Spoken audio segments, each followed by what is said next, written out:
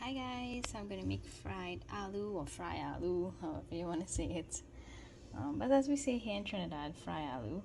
And I got all my ingredients at Freeport Fresh, and I'm going to chop it up and prepare for my fry aloo. So I cut up my aloo or my potatoes. I just cut it into quarters, and then I just slice them up like this in, not too thick. If you cut it too thick, it'll take really long to cook, and if you cut it too thin, it will crumple up, it'll melt down really fast.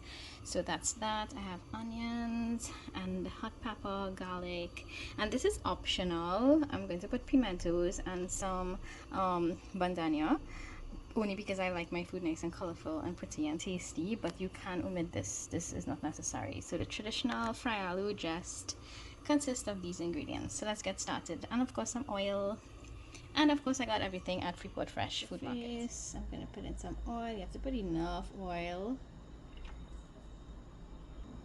Next I'm gonna put my onions, garlic, and hot pepper. I just love these cotton boards because they're so flexible. So I'm just gonna put them in here.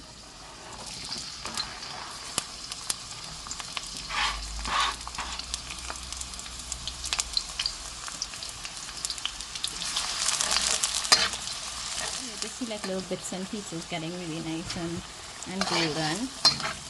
Okay, so this looks really good there. You can see how nice and brown it got. So I'm gonna add my aloo now, my potatoes.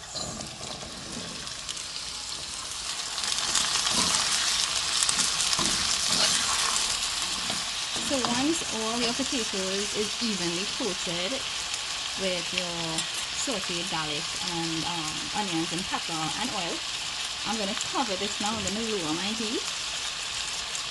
Lower the heat a little bit. And I don't want to keep turning it too much because I don't want my aloo to break up into tiny little pieces. So I'm just going to cover this. Okay, so ever so often you want to just check on your fry aloo, because you don't want it to burn, but you don't want to like turn it just too much to just mash up and you have to break up or get squishy.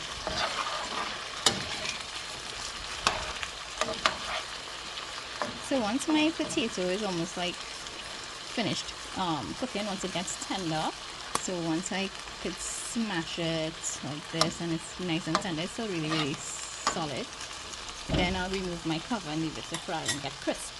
Okay, I'm going to cover it again.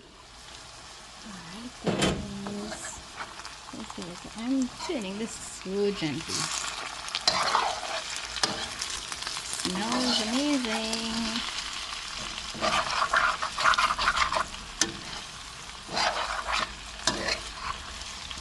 So let's just test it and see if it's cooked. Oh yeah, that, you see how it just melts there basically. So this potato is cooked really well. So I'm gonna increase my heat a bit. Don't leave your stove too far and do too many things because you don't want this to burn. What I want now is for it to get that nice crispiness on the edges and stuff of this aloo. So that's what we're looking for now. And this literally did not take much time, guys, because I covered it. So the potato was able to cook quicker and faster. Yeah. I did mention we're leaving it uncovered now, right? And just leaving it to fry here a bit, just to get that nice crisp. But again, I'm gonna stress on this: don't go too far. If some of your potatoes are a little bit fat, like this one, like you see this one, you just want to make sure. You see the thickness? You just want to make sure that it's cooked. Oh yeah, that's perfect. So you see, even if I use the back of my spoon to press against here, it basically mashes up really quickly, so that's perfect. Right, so we're just waiting for this to get nice and crisp, and our fry aloo is almost finished. Let's give this a turn.